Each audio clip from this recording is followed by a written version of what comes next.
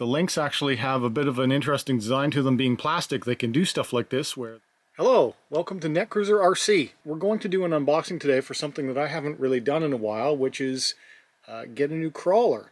I sold my Element RC Trail Walker and I really miss that vehicle. So I decided when the new Element stuff came out that this one really kind of piqued my interest and I wanted to try it. Picked up this right at the very end of 2022 from 110 Hobbies in Pembroke, Ontario. Element RC Enduro Sport Edition.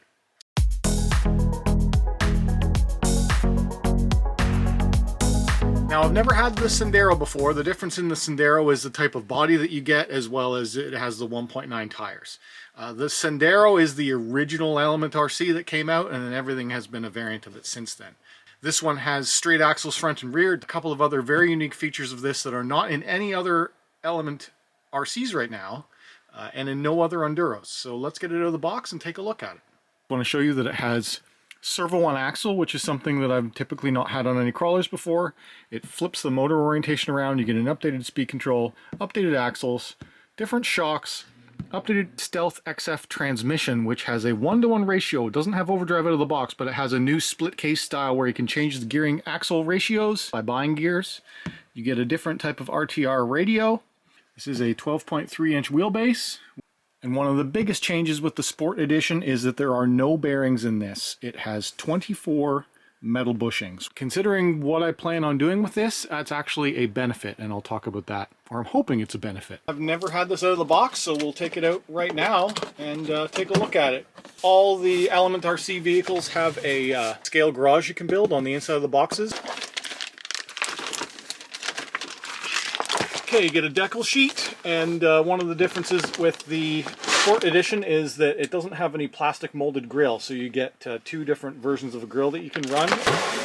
And yeah, I'm saying decal because I'm in Canada, and that's how we say that word. All right, zip ties are already broken. So that was probably out on the shelf at 110 Hobbies, which I'm okay with. It's still brand spanking new. And here we go. It's light, but I like that.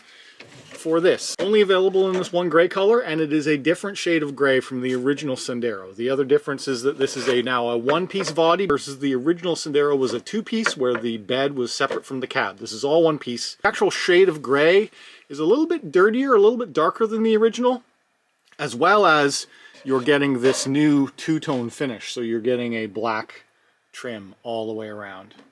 And the front grille sticker is on, but as you just saw, you do get additional stickers, and this is what the Element RC Sendero Sport Edition looks like. Also, the inside of the box is painted black.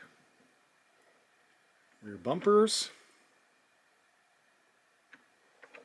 Nice clear windows. I love that with an RTR. One of the things that really bothers me with RTRs is when they have stickers for the windows. It just makes it look cheap. You know, if you want to have light buckets or a real grill, they make that all available. If you want to add molded pieces, they make all that available.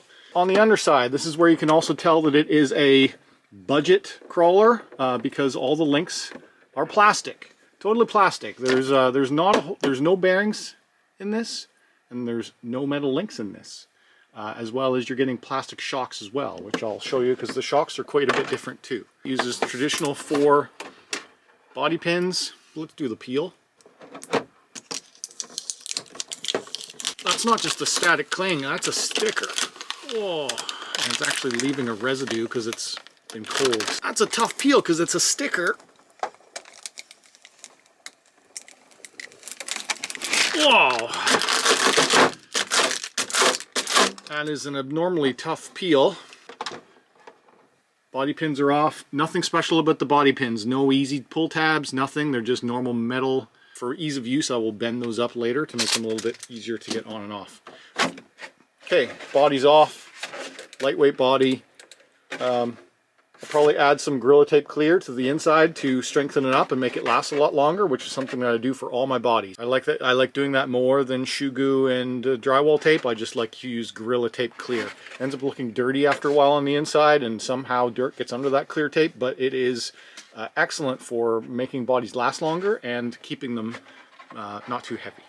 On the body, you do get these kind of protective stickers. I do tend to leave those on because they do just save your body from getting scratched up a lot. They're on the front and the rear. I mean, you can peel them off if you want to, but I'll leave them on until they get looking so ratty that I don't want to run them anymore.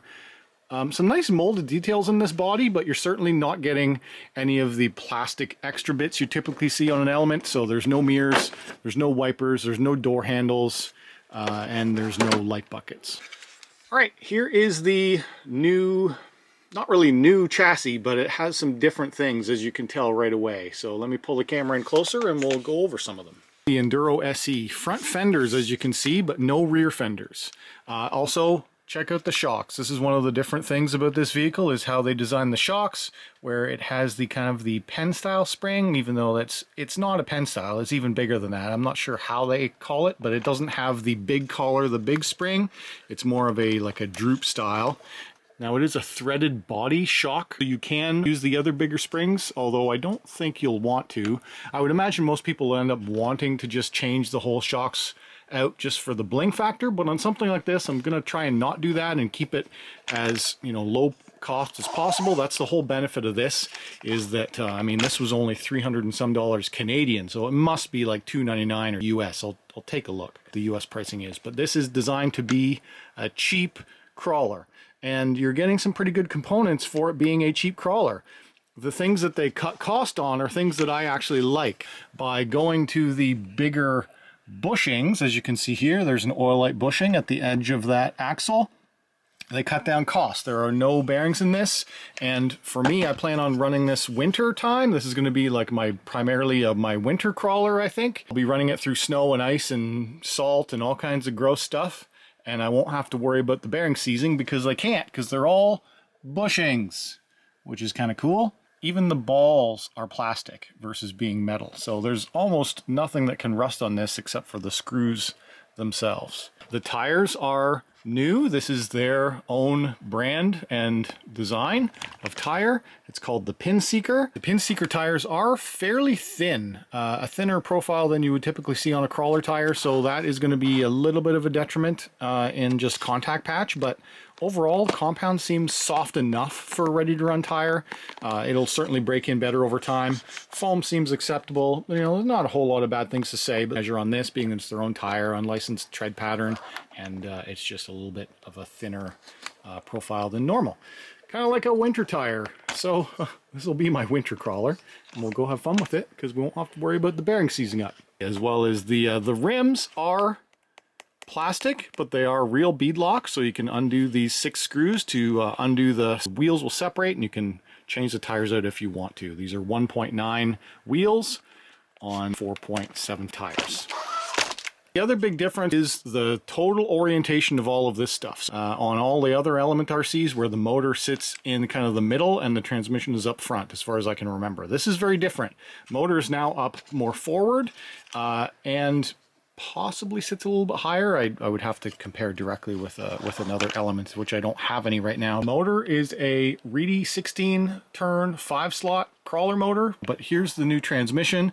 As you can see, all of those screws, that's so you can separate the housing and change the gears out to change the ratios. Motor is brushed, and it goes into this Reedy speed control, which is an updated speed control. Speed control is a Reedy SC 480X. One of the cons that I had with the original Trailwalker is how sensitive the old speed control was. This one hopefully has some softening, but we'll find out later. As you can see up here, both servo mounting locations are empty because on the SE they put the servo down here, and this is a Reedy 1523 Metal Gear servo, and it is certainly going to perform better steering. You know, it's not going to have any bump steer that you have with a 3-link design, which is typically when you compress you get bump steer. On this it has zero, none.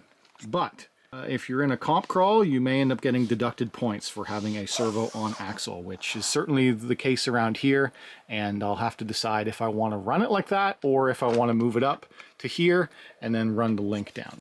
On that sticker sheet that I pulled out at first, here are some of the collars and the switchover things for adjusting the shocks. Additional battery tray, the long battery tray comes with the shorty in it. Here is the inside of the box, which has your scale garage that you can build out if you so choose. Here's the box that the radio comes in.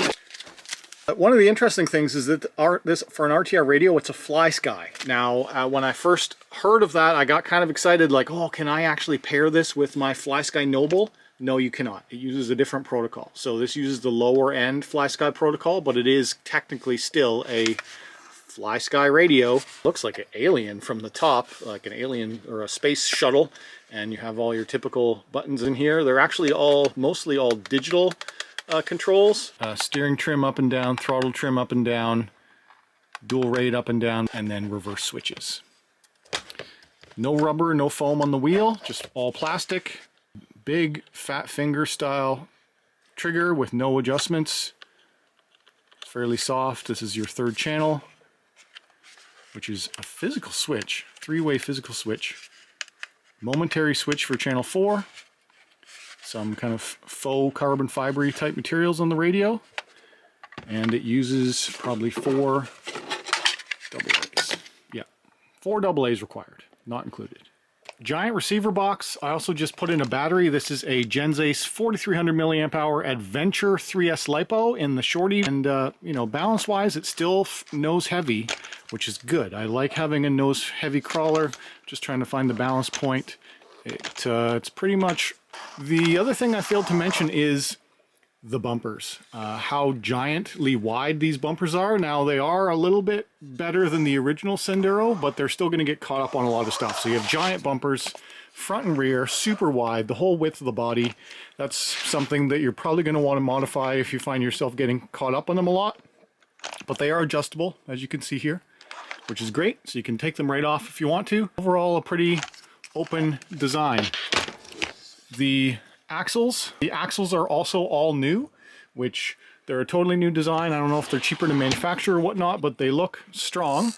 You have a lot of steering angle. I'm not sure the actual amount of steering that you have, but there's a lot of it. Typically with Element, their big feature is that you don't have a lot of steering linkages ahead of the front axle where you're going to hit on things. Having this one link here is a little bit abnormal for an Element, but it's because you have servo on axle, so it has to be there. But the actual control link for these two tires is still in behind. That's what this bar is, and it is a metal link connecting both tires together. So wow, that has some massive steering throw, which is really cool. Okay, these little center caps are just nut covers. You take your 7mm nut out and then you can access your tire.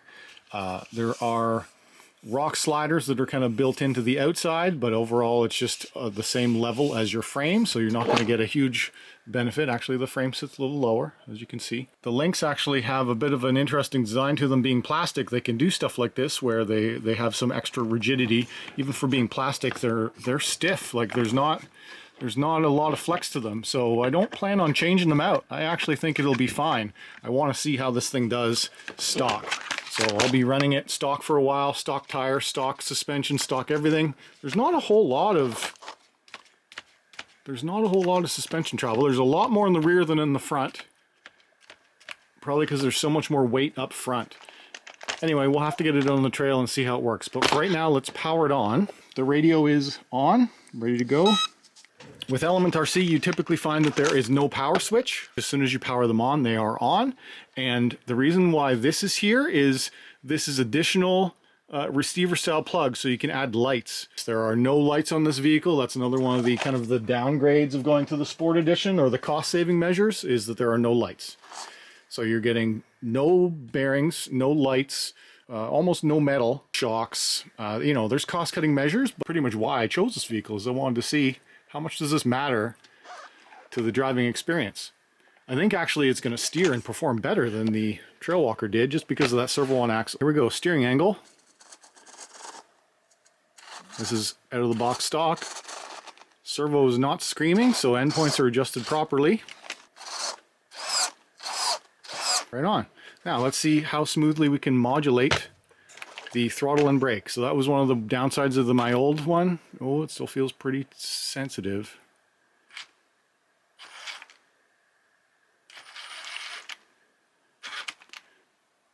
Reverse is on a hair trigger, but forward has a bit of a dead zone before it engages. But you can modulate it slowly. You just can't modulate reverse very slowly. Let's get it upside down and then just see a speed test. Has a full drag brake setup, stock. So as soon as you let off, there's no roll. It goes full brake immediately on letting off throttle. All right. For the price you pay and what you're expected to be able to do with this out of the box, I think it's a pretty good set. That's pretty much it. We'll get it ready to go, and then we'll take it for a run outside and see how it performs. It'll probably be in the next video, so if you enjoyed this video, hit that like button. If you're new on here, subscribe. You want to talk to me, leave a comment down below. As always, thanks for watching.